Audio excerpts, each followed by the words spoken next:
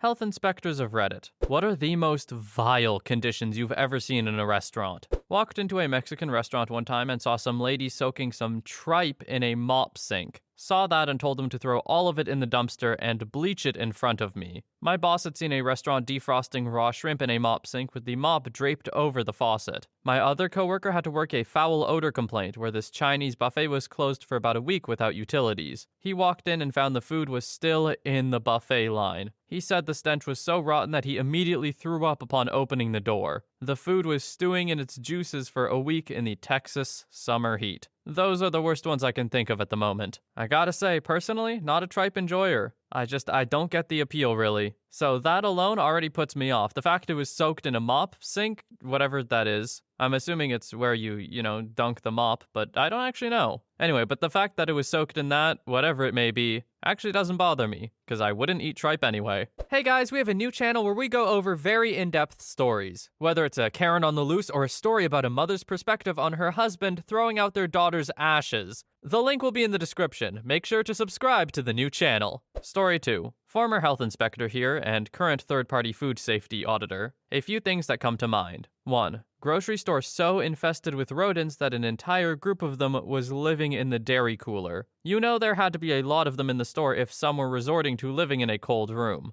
2. Chinese restaurant getting ready to open for lunch. I walked in and temped the items in the walk-in cooler. All were well above acceptable temperatures. Cooler had broken down in the night and was no longer functioning. They wanted to serve the food anyway. I had to embargo the entire cooler worth of food and stood there as they filled trash bag after trash bag with meat and took it to the dumpster. As I was leaving the location, I drove around to the back and they had employees pulling it out of the trash and dragging it back into the building. Had to stop them and make them return it to the dumpster and pour straight bleach all over the food to ensure it could not be used. 3. Restaurant so infested with cockroaches that when the manager greeted me at the host stand to take me to the kitchen, he had a roach crawl across his back right in front of me. 4. Observed people smoking in the kitchens and in meat departments of grocery stores. Also observed people using chewing tobacco and keeping their spit cups on the food prep surfaces. Most of the stuff we think is disgusting isn't necessarily what the general public would even notice. A lot revolves around hand washing. If you really watch someone during food production and see all the things they touch and then attempt to handle ready-to-eat foods, it's disgusting. People just don't even think about hand washing like they should. I know I have a bunch more. I'll update as I think of them all. Story 3. Not a health inspector, but when I worked at Subway, we caught a coworker doing something inappropriate. My manager had to look at the camera for some unrelated reason. He's skipping forward and accidentally goes too far. He notices a worker putting a bin of tuna on the floor. He keeps looking at the tape. The worker pulls his pants down and proceeds to enter the bin of tuna. He makes sweet, sweet love to the tuna. Finishes up, goes into the bathroom to clean off, proceeds to smooth out the bin of tuna, wraps it back up, and puts it in the fridge. My manager immediately has me throw out the tuna and make more. Needless to say, he was fired. And while this was 20 years ago, I still can't eat tuna I didn't make or see made. What does making sweet, sweet love to the tuna mean here? Is it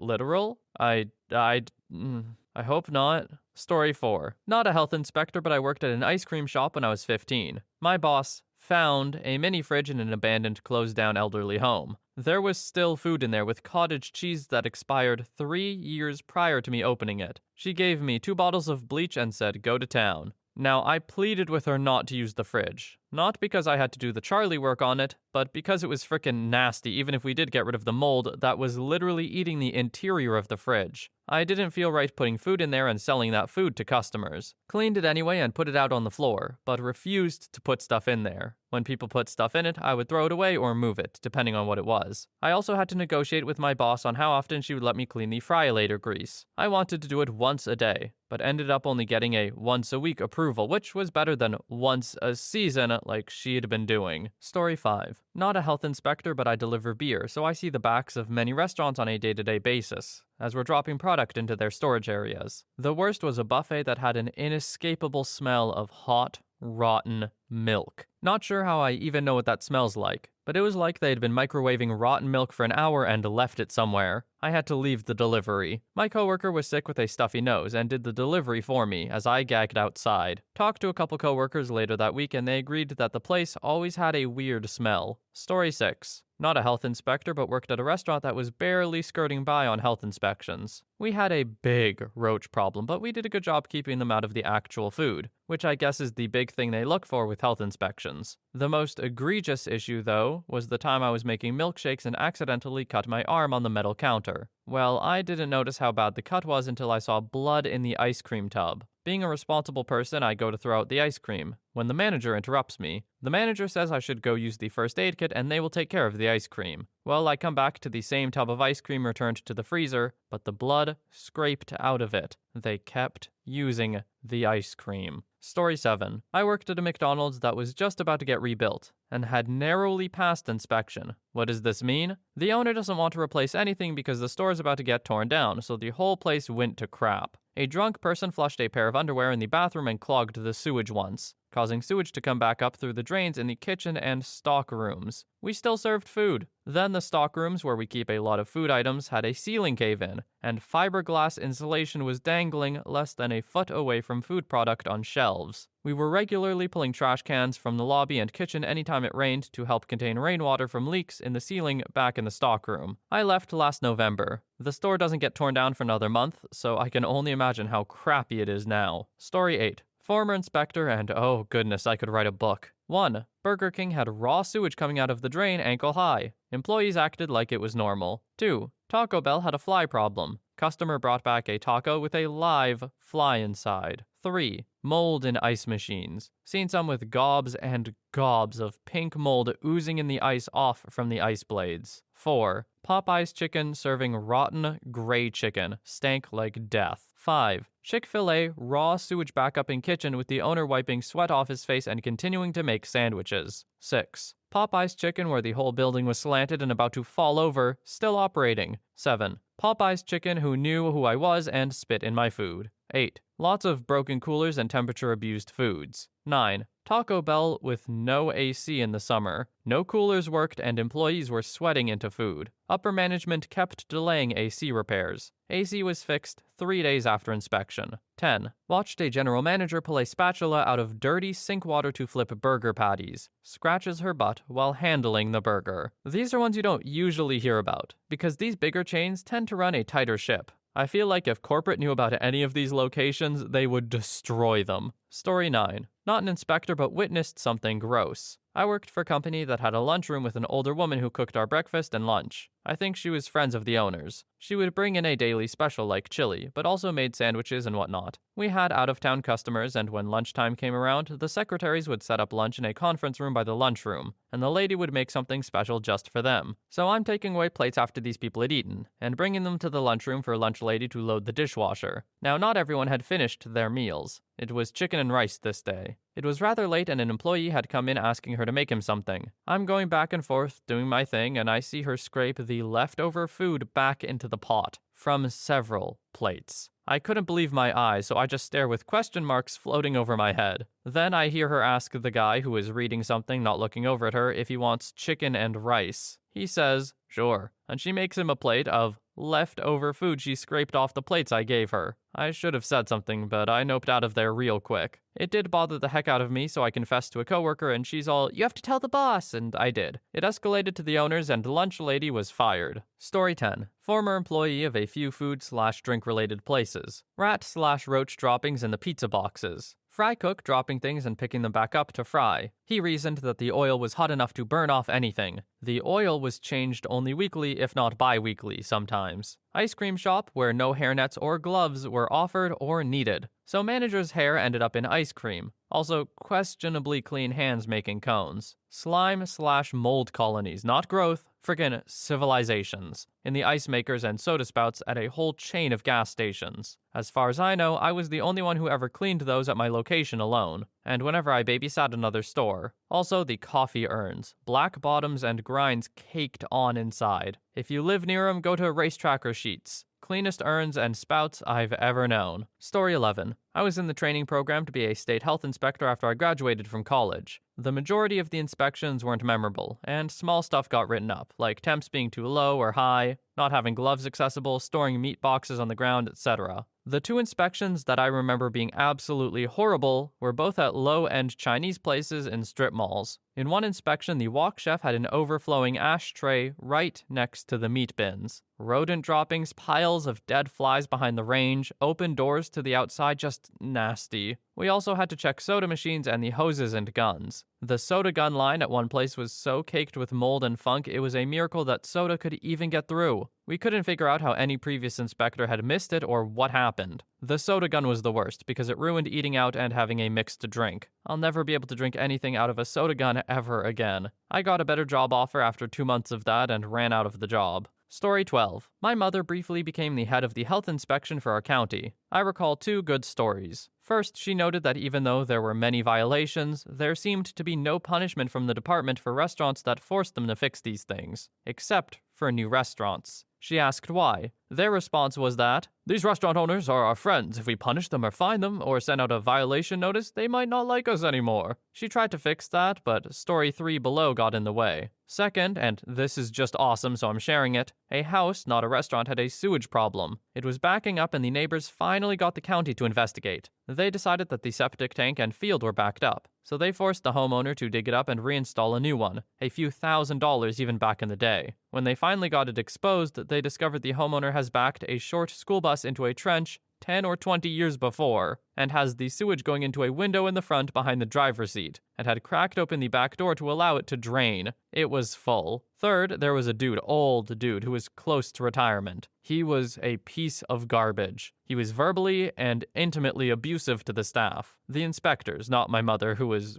matronly. What she did do is fire his butt, but the county board rehired him since he was so close to retirement. After he abused, attacked, some of the women in the office, she fired him again. This is like month 2 of the job. And then 5 people on the county board and her all had flat tires the same day, and they discovered that each of them had a box of nails emptied at the bottom of their driveway. So the county board rehired the bastard. She quit. I'm sorry, so the implication is that the guy who was fired set the nails, right? So you have that suspicion, and their first instinct was rehire him? Yeah, I don't know about this one. Story 13. I've got quite a few. Mexican, Chinese, and Italian restaurants are typically the most egregious offenders, which sucks because the food is usually the most delicious, as long as you're okay with potentially dying from it. I've only ever closed down 1 restaurant. It's actually much harder in most places than you would imagine. Lots of red tape that prevent field staff and even managers from using their professional judgment in the service of public health. A pizza place was operating without a permit at one point in time. I had drafted a letter stating that, and before I went out to hand deliver it, I got a complaint notification. Someone had eaten their pizza the day before, and their son had felt glass, or something that felt like pulverized glass, in his pizza. Backing up for a moment to the red tape thing, we're not legally allowed to investigate or inspect restaurants who don't have a permit. You can thank the US Constitution for that. You can see the dilemma. We decide the best course of action is to deliver the letter saying they're operating illegally, and that it would be in the best interest of their business and the public health to allow us to investigate the nature of the complaint. After I get permission to go in and take a look around,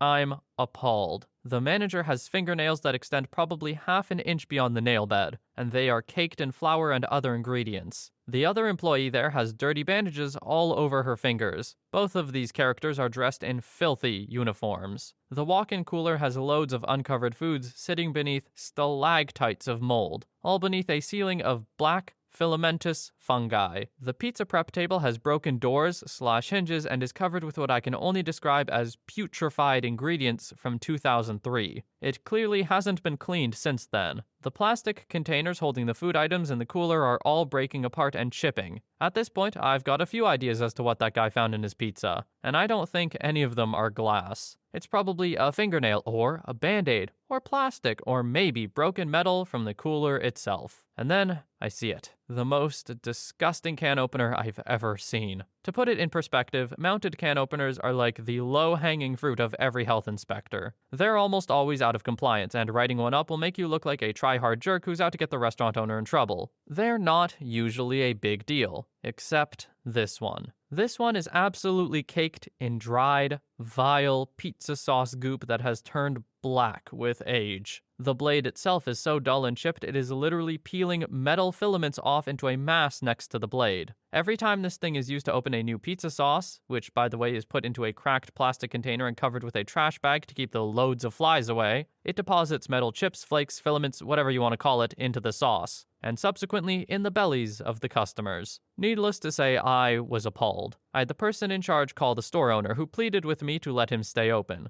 Given that they didn't even have a permit to be open in the first place, yeah, that's a no-go. I went back the next day with backup, and we formally closed them for operation until they could get everything back in working order. Surprise, surprise, they called the next day saying everything is fixed. And I can't believe it, but it was. Managerial lack of control aside, they must have spent $1,000 and 16 hours cleaning this place. The one dude even clipped his fingernails. Success story? Maybe. Gross example of what you get with second-rate, poorly managed restaurants?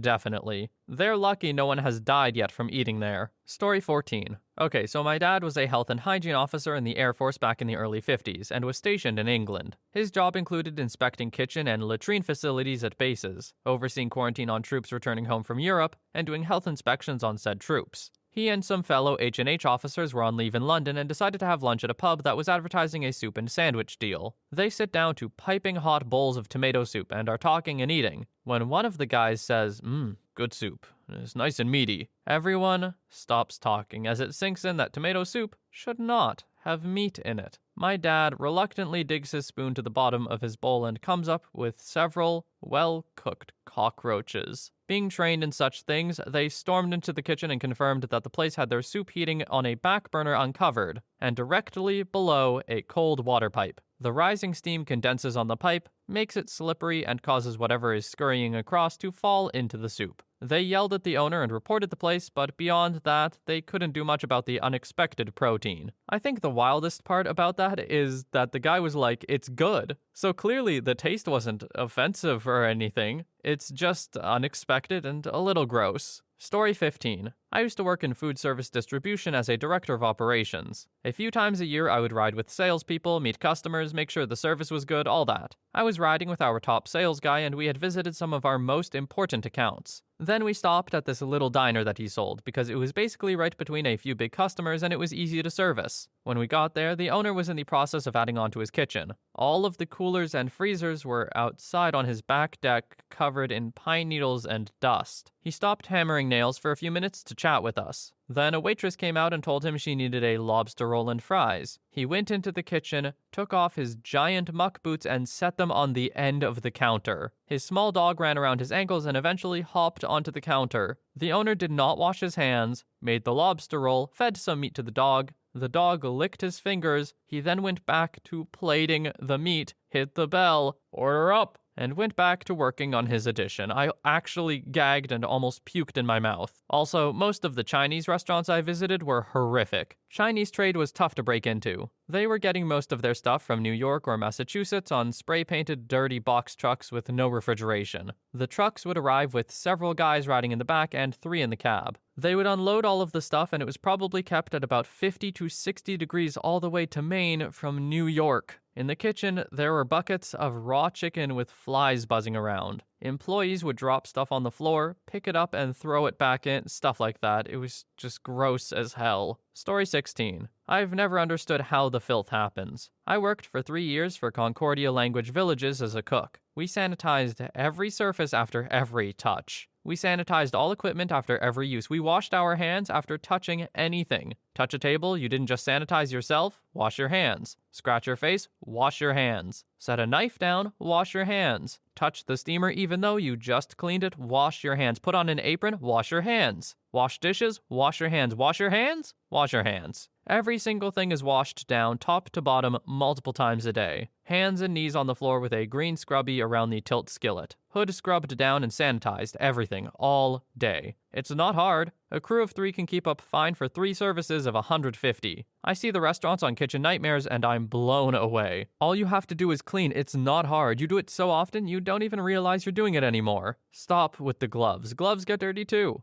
Just wash and wash and wash. If I put a glove on and stick a finger up my butt, it's not clean anymore. Turn around and wash your hands in the hand washing station that was put there for a reason. Now do it non-stop. Now your hands are clean. I don't want your nasty gloves touching my sandwich. Story 17. I'm not a health inspector anymore, but when I was, the worst calls I ever did were always for hoarding complaints. 2 of the worst ones. 1. This guy didn't want to get evicted, so he barred the entrance to his unit. In order to punish the landlord for evicting him, he destroyed all of the plumbing in his unit, so water was just pouring from every fixture, toilet, faucet, etc. When we finally got in there, the sheriffs came and used a sledgehammer to knock down the door. There was at least a 1-inch thick layer of mold on literally every surface in the unit. Tables, walls, ceiling, whatever, just caked in mold. I don't know how that guy survived in there. 2. Another hoarding call. We were talking to this guy who is obviously suffering from dementia or something about the complaints of cockroaches from his unit. I look into his kitchen and see that he has every element on his stove on high with nothing on them. Just glowing red elements. Piled right next to the stove, hundreds of cardboard boxes. Literally less than 6 inches away from the stove. I'm pretty sure if we hadn't happened to have shown up that day, he would have burnt his apartment building down. Well, while not restaurants, I'm actually kind of glad that it ended like that, because I do like eating out, but it's making me want to less.